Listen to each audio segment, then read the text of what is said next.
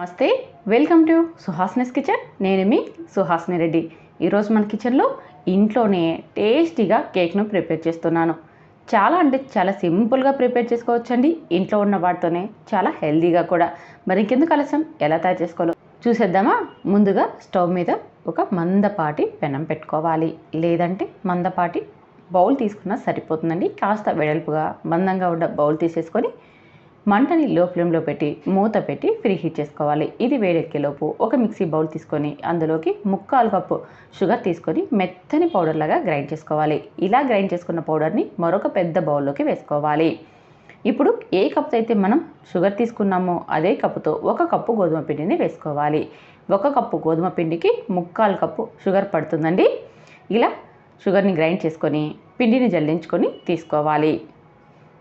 ఇప్పుడు ఇందులోకి ఒక 1/2 టీ స్పూన్ బేకింగ్ పౌడర్ని, 1/2 టీ స్పూన్ వంట సోడాని, రెగ్యులర్గా మనం వంటల్లోకి వాడుతుంటాం కదండి, ఆ సోడాని వేసేసుకున్నాక ఇప్పుడు ఇందులోకి 1/2 కప్పు ఆయిల్ని వేసుకోవాలి. ఇక్కడ నేను సన్ఫ్లవర్ ఆయిల్ తీసుకుంటున్నానండి. మీరు కావాలంటే నెయ్యినైనా సరే వాడుకోవచ్చు. నెయ్యిని వేసుకున్నామంటే ఇంకా చాలా టేస్టీగా ఉంటుందండి. కాకపోతే నెయ్యి ఫ్లేవర్ అనేది నాకు పడదు కాబట్టి నేను ఇక్కడ ఆయిల్ తీసుకుంటున్నాను. మీరు నెయ్యిని వేసుకున్నారంటే ఇంకా చాలా టేస్టీగా ఉంటుంది. ఇలా వేసేసుకొని ఇదంతా బాగా కలిసేలాగా ఒకసారి కలుపుకోవాలి. ఈ నెయ్యి మొత్తం పిండికి అంటేలాగా కలుపుకున్నాక ఇప్పుడు ఇందులోకి కొద్దిగా పాలను వేసుకుంటూ కలుపుకోవాలి. ఇక్కడ నేను 1/2 కప్పు దాకా పాలను తీసుకుంటున్నానండి. ఇలా ఒక 1/2 కప్పు పాలను తీసుకొని కొద్దిగా వేసుకోవాలి. ఒకటేసారి ఎక్కువగా వేసుకున్నామంటే పిండి జారుగా అయితే మళ్ళీ మనం పిండిని వేసుకోవాల్సి ఉంటుంది. ఇలా కొద్దిగా వేసుకున్నామంటే మనం పర్ఫెక్ట్గా కలుపుకోవచ్చు. అంతేకాకుండా పాలు అనేది కాంచి చల్లార్చిన పాలనైనా తీసుకోవచ్చు, లేదా పచ్చి పాలనైనా వేసుకోవచ్చు. ఇలా కొద్దిగా వేసుకుంటూ పిండిని రిబ్బన్ జారుగా కలుపుకోవాలి. చూడండి, ఇక్కడ నేను తీసుకున్న 1/2 కప్పు పాలు మొత్తం పట్టాయి. మీకు ఇంకా ఎక్కువగా పాలు అవసరమైతే ఒక 2-3 స్పూన్లు అయినా సరే వాడుకోవచ్చు. పాలను మాత్రం చూసుకొని వేసుకోవాలండి. పిండి జారుగా అయిపోతే కేక్ అనేది అంత పర్ఫెక్ట్గా రాదు. అలా అని గట్టిగా ఉన్నా కూడా బ్యాటర్ అనేది కేక్ అనేది పర్ఫెక్ట్గా పొంగుతూ రాదు. చూడండి, వీడియోలో చూపించిన విధంగా ఇలా రిబ్బన్ జారుగా రావాలి. అప్పుడే మనకి కేక్ అనేది పర్ఫెక్ట్గా వస్తుంది. ఈ విధంగా వచ్చాక ఇప్పుడు పక్కన పెట్టేసుకొని ఒక బౌల్ తీసుకోవాలి. అంటే మనం కేక్ను ప్రిపేర్ చేసుకోవడానికి ఒక బౌల్ తీసుకోవాలి. అది మీకు ఇష్టం వచ్చిన ఏ బౌల్ అయినా సరే మనం కేక్ను ప్రిపేర్ చేసుకోవచ్చండి. మందంగా ఉండాలి, పలుచగా ఉండాలి అనేది ఏమీ లేదు. మనకి నచ్చిన బౌల్లో కేక్ను ప్రిపేర్ చేసుకోవచ్చు. ఇలా బౌల్కి కాస్త ఆయిల్ అప్లై చేసేసి మన దగ్గర బటర్ పేపర్ ఉంటే బటర్ పేపర్ను వేసి మనం ప్రిపేర్ చేసుకోవచ్చు. లేదు అంటే మనం ఆయిల్ అప్లై చేశాక దానిపైన గోధుమ పిండిని ఒక లేయర్ లాగా అప్లై చేసేసి దాంట్లో బ్యాటర్ని మనం ప్రిపేర్ చేసి పెట్టుకున్నాం కదండి, ఆ బ్యాటర్ని వేసేసి కేక్ను ప్రిపేర్ చేసుకోవచ్చు. లేదు బటర్ పేపర్ ఉందనుకోండి, ఇలా బటర్ పేపర్ వేసుకొని దానిపైన కాస్త ఆయిల్ అప్లై చేసుకొని మనం ప్రిపేర్ చేసి పెట్టుకున్న ఈ బ్యాటర్ మొత్తం వేసి ఇలా 2-3 సార్లు డిప్ చేసుకొని దానిపైన మన దగ్గర ఉన్న ఏవైనా టూటీ ఫ్రూటీ కానీ లేదా డ్రై ఫ్రూట్స్ని కానీ ఇలా డెకరేట్ చేసేసుకొని స్టవ్ మీద మనం బేక్ చేసుకోవడమే. చాలా ఈజీగా ప్రిపేర్ చేసుకోవచ్చు. చూసారుగా, జస్ట్ 10 నిమిషాల్లో మనం ఈ బ్యాటర్ని ప్రిపేర్ చేసుకోవచ్చు.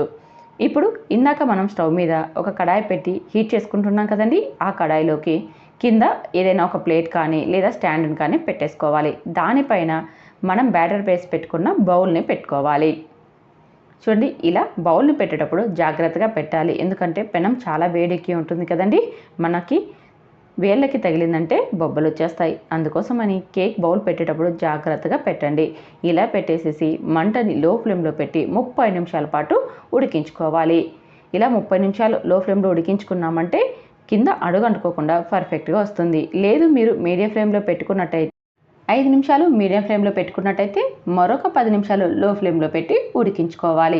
అప్పుడు పర్ఫెక్ట్గా కుక్ అవుతుంది.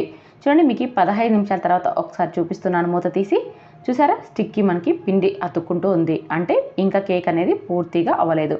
మూత పెట్టి మరొక 15 నిమిషాలు లో ఫ్లేమ్లోనే ఉడికించుకోవాలి. మొత్తంగా 30 నిమిషాల తర్వాత మీకు ఇప్పుడు చూపిస్తున్నాను. చూడండి, ఇప్పుడు మనకి స్టిక్కి పిండి అనేది ఏ మాత్రం అతుక్కోలేదు. చూసారా ఎంత పర్ఫెక్ట్గా వచ్చిందో. ఇలా మీరు మిడిల్లో చెక్ చేసుకుంటూ అయినా సరే టైంని సెట్ చేసుకోవచ్చు. అంటే ఒకవేళ మీకు 20 నిమిషాలకే ఇలా స్టిక్కి అతుక్కోకుండా వచ్చిందంటే కేక్ రెడీ అయిపోయిందని అర్థం.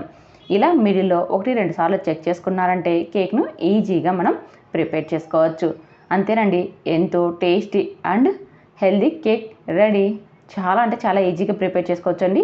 మన ఇంట్లో పెళ్ళిళ్ళున్నా బర్త్డేలున్నా ఇలా మనమే ప్రిపేర్ చేసుకుని ఇచ్చామంటే అదొక ఆనందం. మరి ఇంకెందుకు ఆలస్యం, వీడియో చూశారు కదా, మీరు ట్రై చేయండి. ట్రై చేసి మీకు ఎలా వచ్చిందో కామెంట్ చేయండి. నచ్చితే మాత్రం లైక్ చేయండి, షేర్ చేయండి. సుహాస్నస్ కిచెన్ని సబ్స్క్రైబ్ చేసుకోండి. Thank you for watching.